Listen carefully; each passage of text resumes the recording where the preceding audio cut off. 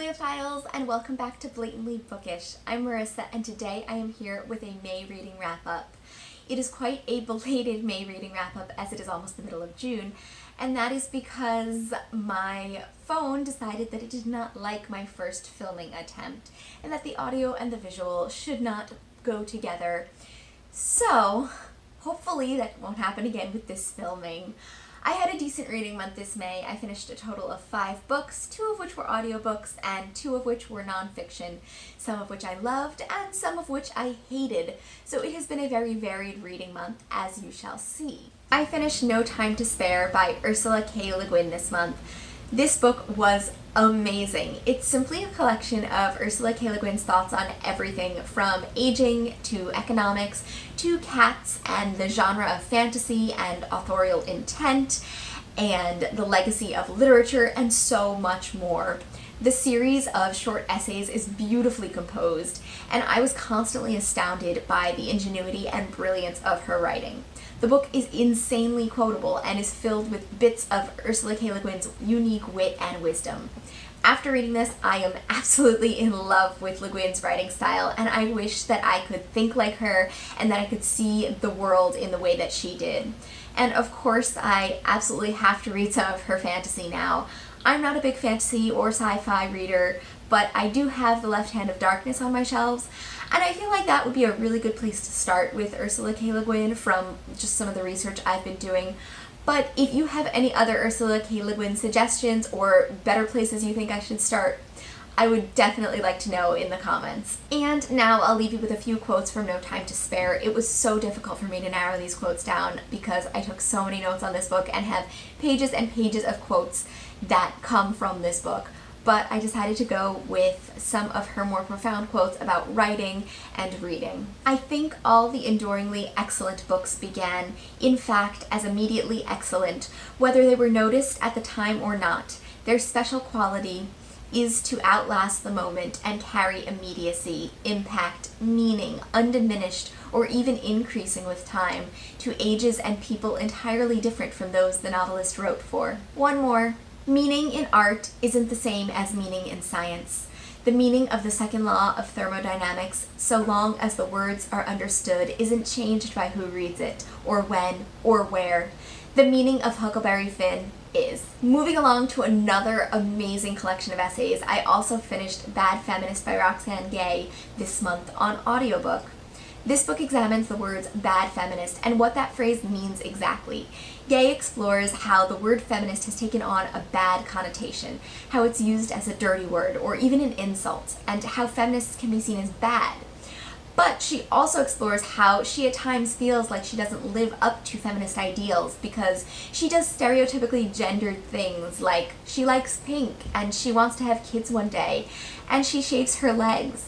But of course, when you really think about the word feminist and examine its meaning, it's simply a person of any gender who believes in equality of the sexes, that men and women deserve equal opportunities to do anything it is that they want to do. These stereotypically gendered qualities are okay if they're truly what you want, as long as you don't simply want them because society has pressured you into thinking that that's what women or men should do. The book is part memoir, and it tackles many of the same topics that Gay also discusses in Hunger, but I liked the way she wrote about them better in Hunger, probably because Hunger focused on and exclusively discussed Gay's experiences with food and her body and rape, whereas this collection of essays tackles so many other topics. I think Gay realized while writing this collection, which actually came first, that there was more she had to say about her experiences with her body, and perhaps that's why Hunger was written. Something else that this collection discussed, which I found fascinating, was trigger warnings. I personally don't believe in trigger warnings, and neither does Roxane Gay. The idea of a trigger warning isn't ridiculous by any means. It would be lovely if we could protect people and provide a safe space for everyone. But everything is a trigger to someone. And so how do you decide what to warn others of? And even if you could decide, even if we all agree that a topic like rape is triggering, where do we draw the line? Do I need a trigger warning for saying the word rape? What about graphically describing rape or witnessing it on a TV show? And then what exactly does graphic mean? It's hard to draw a line for these types of things because I'd imagine that everyone would have a different opinion for some of these answers. And then Gay had some really fascinating thoughts about fictional characters and what makes a good character. Should a character be a perfect person who upholds everything we aspire to, or is a good character real and demonstrates our flaws in humanity? What exactly makes people likable characters? This book just gave me so much to think about when it comes to race, gender, and everything in between, and I would highly recommend it if you're interested in any of the topics that I discussed. This past month, I also read, or rather listened to, Christine Mangan's Tangerine. This is a debut novel and a rather new release. I believe it was released this past March, and I've been hearing some rather positive reviews of it on various channels. Acacia from Acacia Ives, I believe, liked it, as well as Mercy from Mercy's Bookish Musings, and Simon from Savage Reads enjoyed it as well. I, however, disliked it immensely. It takes place in 1950s Tangier, Morocco, and focuses on Alice Shipley, a newlywed who has recently put her past behind her and moved to Morocco with her husband. She's nearly able to forget about her college days in Bennington, Vermont, and the night a horrible incident altered the course of her life.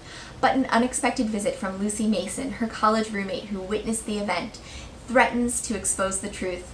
Alice is sure she can withstand a brief visit, but the longer Lucy stays, the more Alice suffers from a familiar sense of uncertainty. Then Alice's husband goes missing, and Alice starts to question everything around her. Her relationship with her enigmatic friend, her decision to ever come to Tangier in the first place, and her very own state of mind. The book alternates from the point of view of Alice and Lucy as we explore a dual plot line that examines past events in Bennington and present events in Tangier. This book was marketed as a thriller, but I did not find it very thrilling. It has secrets and it has suspense, but it was more psychological and subtle. And it was a book that thrived on the perpetual sense of uneasiness that it created. The book is intensely character-driven and relies on these character portrayals to shoulder the plot of the book. However, for a book that relies so heavily on its characters, I found them rather flat and dull. It's not that they are dislikable or not sympathetic. Those I can deal with, and oftentimes characters that are described like that are ones that I truly enjoy. Instead, I found these characters to be flat and utterly unbelievable. Alice is dull and demure. She lets all of the other characters control and manipulate her. She claims to suffer from mental illness, and she does struggle with anxiety and a general lack of adjustment to Tangier and her new life. But the book alludes to a history of psychotic breaks that are simply hard to believe and not fully explored in the text. And then Lucy is conniving and manipulative, but not in that fun way where you wonder what she's going to do next. She claims to care for Alice, but her actions are those of a psychopath with absolutely no redeeming qualities. The characters just did not seem real. They seemed too extreme and lacked appropriate motivations. And for characters who are supposedly so different from each other, their narrative voices were identical. If it weren't for the British accent used for Alice Shipley and the American accent used to narrate Lucy Mason, they would have been utterly indistinguishable via audiobook. I only finished this book because I was too lazy to pick out another audiobook, and I found the narrator's voice very calming while driving to work. I personally would not recommend this book to anyone, but many people besides me liked it. So I would say if you're a big fan of thrillers, or if you feel compelled to pick this one up based on someone else's review, or based on the description of what the book is about alone, you should give it a go. And then continuing on with some more fiction, I finished Sorcery by Terry Pratchett this month. This is the fifth book in the Discworld series, which, as I've mentioned before on this channel, is a whimsical series about a world in the shape of a flat disc balanced on the back of 4 elephants, which in turn stand on the back of a giant turtle, Great Atuin. Of course, this sounds ridiculous, but the books are truly brilliant works of satire and end up addressing serious cultural and political issues in a really light and amusing way. So this book is about sorcery, as the title might suggest. Once upon a time, there was an 8th son of an 8th son who was, of course, a wizard.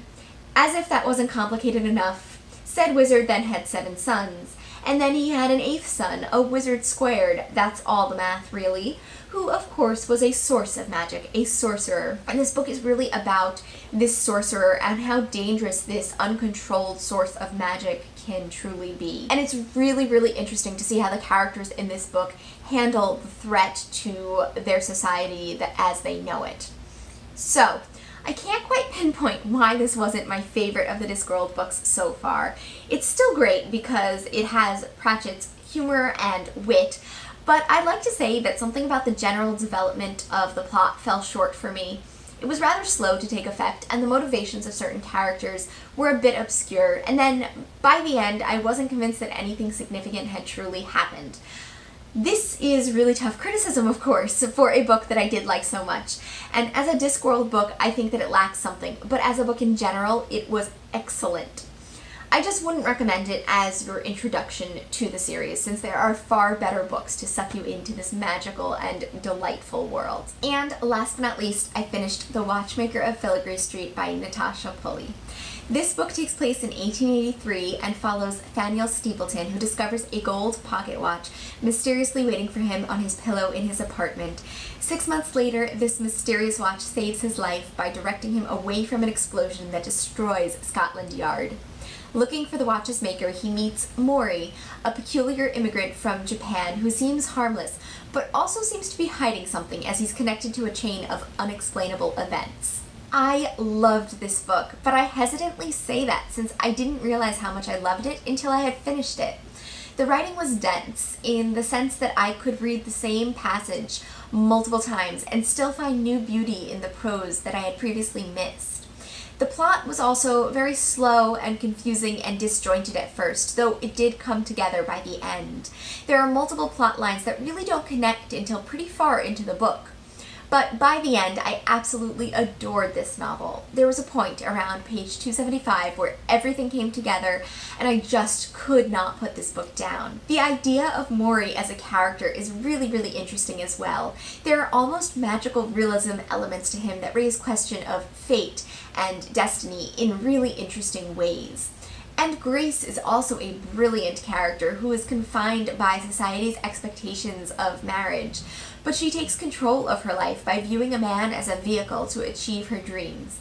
It was a really lovely mix of Japanese culture and 19th century England, and I highly recommend it, though I don't think it's a book that's for everyone. There are parts that are humorous and parts that are profound and parts that are just plain beautifully written. One of my favorite quotes from this book is, "Your science can save a man's life, but imagination makes it worth living." And let's just say that this book has a healthy dose of imagination infused throughout. So that is all I have for you guys today. Thank you so much for watching this video. I would love to hear your thoughts in the comments down below. Have you read any of these books? What did you think of them? If you haven't read any of these books, do you think you're going to? And if none of those apply to you, I would love to hear what book you read in May that you really, really adored. So until next time, I look forward to seeing you in another video soon. Bye!